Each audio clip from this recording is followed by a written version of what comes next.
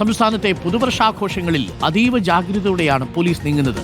തിരുവനന്തപുരത്ത് DJ പാർട്ടികളിൽ criminal ഗുണ്ട പട്ടികയിലുള്ളവരെ പ്രവേശിപ്പിക്കരുതെന്ന് നിർദ്ദേശമുണ്ട്. ആഘോഷങ്ങളിൽ CCTV ഉറപ്പുവരുത്തണം. പാർട്ടികളും ഹോട്ടലുകളും ക്ലബ്ബുകളും DJ പാർട്ടികൾക്ക് അനുമതി വാങ്ങണമെന്നും പോലീസിന് നിർദ്ദേശമുണ്ട്. കൊച്ചിയിലും കനത്ത സുരക്ഷ ഏർപ്പെടുത്തിയിട്ടുണ്ട്. 1200-ലേറെ ഉദ്യോഗസ്ഥരെ ആഘോഷ കേന്ദ്രങ്ങളിൽ വിന്യസിക്കും. ഫോർട്ട് കൊച്ചിയിൽ 4 മണിക്ക് ശേഷം വാഹനങ്ങൾക്ക് പ്രവേശനം അനുവദിക്കില്ല. ഹരിമോഹൻ തിരുവനന്തപുരത്ത് നിന്നും S. ശരൺ കൊച്ചിയിൽ നിന്നും ചേരും തത്സമയം വിവരങ്ങളുമായി.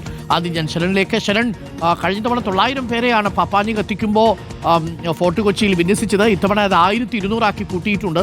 വലിയ ഒരു ജനസാഗരത്തെ തന്നെയാണ് പ്രതീക്ഷിക്കുന്നത്. മഴമരം കാണാനൊക്കെ എത്തിയ ആളുകളുടെ തിരക്ക് നമ്മൾ കണ്ടു. പക്ഷേ അതിൻ്റെയും എത്രയോ ഇരട്ടി ആളുകൾ ഇന്ന് ഫോർട്ട് കൊച്ചി മൈതാനത്തേക്ക് എത്തിച്ചേരും. പോലീസ് എല്ലാവിധ സുരക്ഷാ ക്രമീകരണങ്ങളും ഉറപ്പുവരുത്തിയിട്ടുണ്ടോ ശരൺ?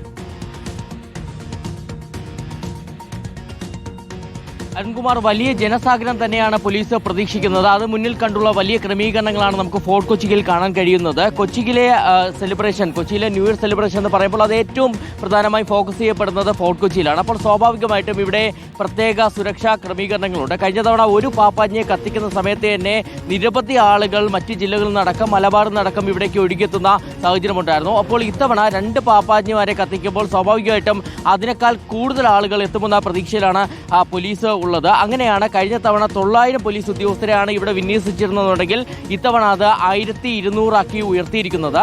ഡിവൈഎസ്പിമാരുടെ 13 ഡിവൈഎസ്പിമാരുടെ നേതൃത്വത്തിലാണ് ഈ സുരക്ഷാ ക്രമീകരണങ്ങളൊക്കെ തന്നെ ഏർപ്പെടുത്തുന്നത്. നമുക്ക് ഈ വശത്തേക്ക് വന്നാൽ കാണാൻ കഴിയും. ഇവിടെ സെഗ്മെന്റുകളായി തിരിച്ചാണ് 2 ഗ്രൗണ്ടുകളിലുമായിട്ട് ക്രമീകരണങ്ങൾ ഏർപ്പെടുത്തുന്നത്. നമ്മൾ നിൽക്കുന്ന വെള്ളി ഗ്രൗണ്ടിൽ 10 സെഗ്മെന്റുകളുണ്ട്. അങ്ങനെ ക്രൗഡ് കൺട്രോൾ പ്ലാൻ പോലീസ് തയ്യാറാക്കിയിട്ടുണ്ട്. അത് പ്രകാരം 10 സെഗ്മെന്റുകളായി തിരിച്ചാണ് ഇവിടെ സുരക്ഷ ഏർപ്പെടുത്തിയിരിക്കുന്നത്. ഇനി പരേഡ് ഗ്രൗണ്ടിലേക്ക് പോകുകയാണെന്നുണ്ടെങ്കിൽ അവിടെ 4 സെഗ്മെന്റുകളായി തിരിച്ചുള്ള ക്രമീകരണങ്ങളുണ്ട്. ഇതിൽ മറ്റൊരു പ്രധാനപ്പെട്ട കാര്യം, ഫോർട്ട് കൊച്ചിയിൽ മാത്രമല്ല കൊച്ചിയിലെമ്പാടും തന്നെ പോലീസിന്റെ വലിയ ജാഗ്രത തുടരുന്നുണ്ടെന്നുള്ളതാണ്. നമുക്കറിയാം, കേരളത്തിൽ തന്നെ ഏറ്റവും കൂടുതൽ ലഹരി കേസുകൾ റിപ്പോർട്ട് ചെയ്യപ്പെടുന്ന നഗരമാണ് കൊച്ചി. അപ്പോൾ കൊച്ചിയിലെ എല്ലാ പോയിന്റുകളിലും കൃത്യമായി തന്നെ പരിശോധന നടത്താൻ പോലീസ് തീരുമാനിച്ചിട്ടുണ്ട്. പ്രത്യേകിച്ച് ഇന്നത്തെ സാഹചര്യം വ്യത്യസ്തമാണ്. നമുക്കറിയാം, പുലർച്ചെ അതായത് അർദ്ധരാത്രി 12 മണി വരെ ബാറുകൾ തുറന്നു പ്രവർത്തിക്കുന്ന സാഹചര്യമായിരിക്കും. അതുകൊണ്ട് തന്നെ പോലീസ് എല്ലാ പോയിന്റുകളിലും കൃത്യമായി തന്നെ പരിശോധനകൾ നടത്തും. ഒപ്പം തന്നെ നിരവധി ഗുണ്ടാ നേതാക്കളടക്കം ഉള്ള ഒരു നഗരം കൂടിയാണ്. അപ്പോൾ അവർ എവിടേക്കാണെന്നുള്ളത് കൃത്യമായി തന്നെ പോലീസ് മോണിറ്റർ ചെയ്യുന്നുണ്ട്. അവരുടെ മൂവ്മെന്റ് അടക്കം മനസ്സിലാക്കിക്കൊണ്ടുള്ള ഒരു പ്ലാൻ കൂടിയാണ് ഇപ്പോൾ പോലീസ് തയ്യാറാക്കുകയും ചെയ്തിരിക്കുന്നത്. അങ്ങനെ കൊച്ചി സിറ്റി പോലീസ് വിപുലമായ ഒരു പദ്ധതി തന്നെ ഇതുമായി ബന്ധപ്പെട്ട് തയ്യാറാക്കി അത് ആവിഷ്കരിക്കുന്നതാണ് നമുക്ക് കൊച്ചിയിൽ കാണാൻ കഴിയുന്നത്. Thank you. അപ്പോൾ CCTV സർവൈലൻസിലായിരിക്കും എല്ലാ ആഘോഷങ്ങളും കേട്ടോ. അപ്പോൾ ഹരി കൂടി ചേരുന്നുണ്ട്. ഹരി, തിരുവനന്തപുരത്തും DJ പാർട്ടികളിലൊക്കെ വലിയ നിർദ്ദേശമുണ്ടെന്നാണ് മനസ്സിലാക്കാൻ സാധിക്കുന്നത്. ഗുണ്ടകളെയും പോലീസിന്റെ സ്ഥിരം ലിസ്റ്റിൽപ്പെട്ടവരെയും ഒന്നും ഈ ആഘോഷ പരിപാടികളിൽ പങ്കെടുപ്പിക്കരുത് എന്ന കർശന നിർദ്ദേശം കൊടുത്തിട്ടുണ്ട്. പോലീസിന്റെ സർവൈലൻസ് എല്ലായിടത്തും ഉണ്ടാവും, യൂണിഫോം ഇട്ടും യൂണിഫോം ഇടാതെയും, അല്ലേ ഹരി? അരുൺ, തീർച്ചയായിട്ടും ഉണ്ടാകും. ശരൺ സൂചിപ്പിച്ചതുപോലെ ഈ ലഹരി കേസുകൾ കൂടുതൽ കൊച്ചിയിലാണെങ്കിൽ ഈ ഗുണ്ടാസംഘങ്ങൾ തമ്മിലുള്ള ഏറ്റുമുട്ടൽ വളരെയധികം കൂടുതലാണ് ഈ അടുത്ത കാലത്ത് തിരുവനന്തപുരം നഗരത്തിൽ. പ്രത്യേകിച്ച് DJ പാർട്ടികൾ ഗുണ്ടകൾ നേരിട്ട് സംഘടിപ്പിക്കുക, അതിൽ വെച്ച് പഴയ ഏതെങ്കിലും തരത്തിലുള്ള അല്ലെങ്കിൽ മുൻവൈരാഗ്യമോ എന്തെങ്കിലും ഉണ്ടെങ്കിൽ അവിടെ വെച്ച് ഒരു സംഘർഷം ഉണ്ടാവുക. നമ്മൾ ഈ അടുത്ത കാലത്തൊക്കെ കണ്ടതാണ് വലിയ രീതിയിൽ ഗുണ്ടകൾ തമ്മിൽ ഏറ്റുമുട്ടുന്ന DJ പാർട്ടിയിൽ. അതും പ്രത്യേകിച്ച് നഗരത്തിലെ ഏറ്റവും പ്രധാനപ്പെട്ട ഹോട്ടലുകളിൽ സമാനമായിട്ടുള്ള സാഹചര്യം ഇന്ന് രാത്രിയിലും ഉണ്ടാകാനുള്ള സാധ്യതയുണ്ട് എന്ന് തന്നെയാണ് പോലീസിന്റെ വിലയിരുത്തൽ. അതിനനുസരിച്ച് ഒരു 1200 പോലീസുകാരെ നഗരത്തിൽ മാത്രമായിട്ട് കേന്ദ്രീകരിക്കാൻ നിർദ്ദേശം നൽകിയിട്ടുണ്ട്.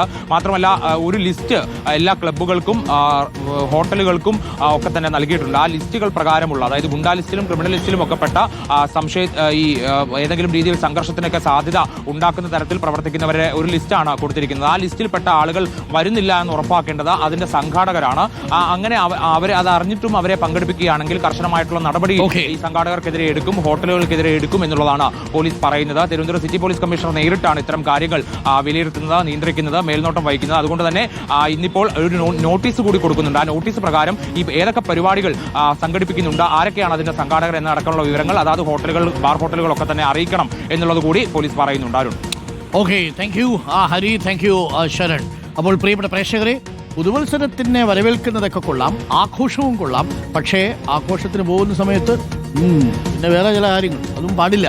ഇതൊക്കെ സർവൈലൻസിലാണ്. അത് കഴിഞ്ഞിട്ട് പുറത്തേക്കിറങ്ങി വാഹനം ഓടിക്കാൻ ഇറങ്ങുന്ന സമയത്ത് ഊത്തുമായിട്ട് വരും. അപ്പോൾ അതുകൊണ്ട് പ്രത്യേകം സൂക്ഷിച്ച് തന്നെ പോവുക. ഒരു തരത്തിലും ജനങ്ങൾക്ക് ബുദ്ധിമുട്ടുണ്ടാവാത്ത രീതിയിൽ, മറ്റൊരാൾക്ക് ബുദ്ധിമുട്ടുണ്ടാവാത്ത രീതിയിൽ വളരെ സന്തോഷത്തോടു കൂടി ഈ പുതുവത്സരത്തെ പ്രിയപ്പെട്ട പ്രേക്ഷകരെ വരവേൽക്കും.